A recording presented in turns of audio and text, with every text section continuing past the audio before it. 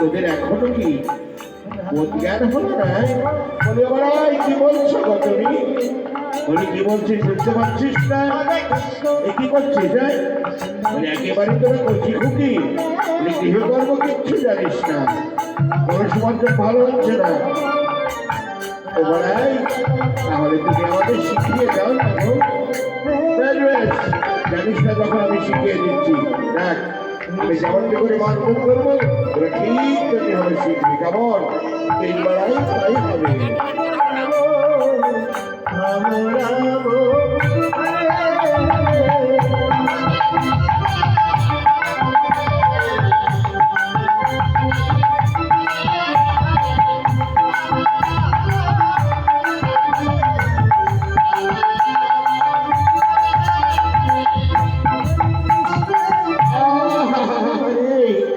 এই যমুনার জলে পড়ে গেছে রে, কোথায় সখী? বলে একবার আমায় ধরে বড়াই গো, বড়াই তোমার 3 কাল গেছে, 1 কাল আছে, তবু তুমিও তো কাল শিখতে পারোনি।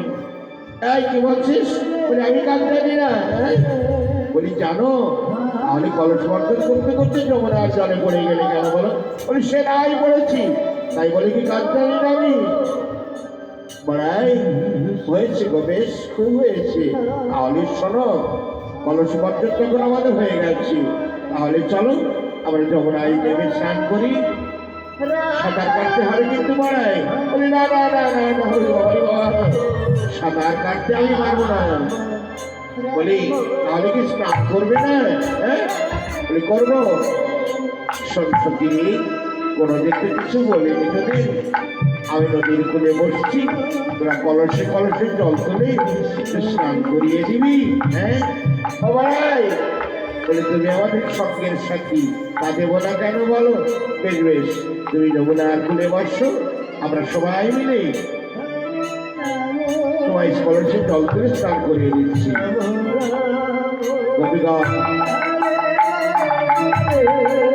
সবাইকে ধরে ধরে রস করছে।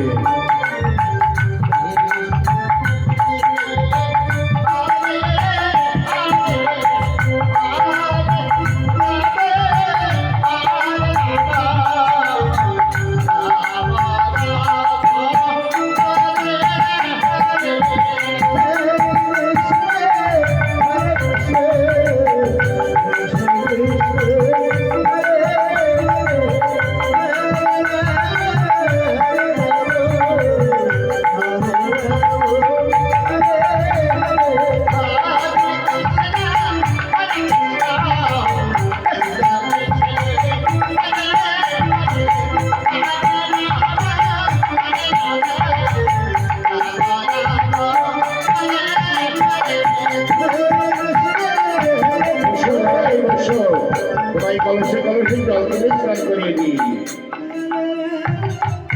যমুনার কূলে বসলে সুখীরা বলছে, বড়াই এবার তোমার অন্তর্দর্শন করে সবাই স্নান করিয়ে দিই। কেমন? বেশ বেশ, তাই নেই।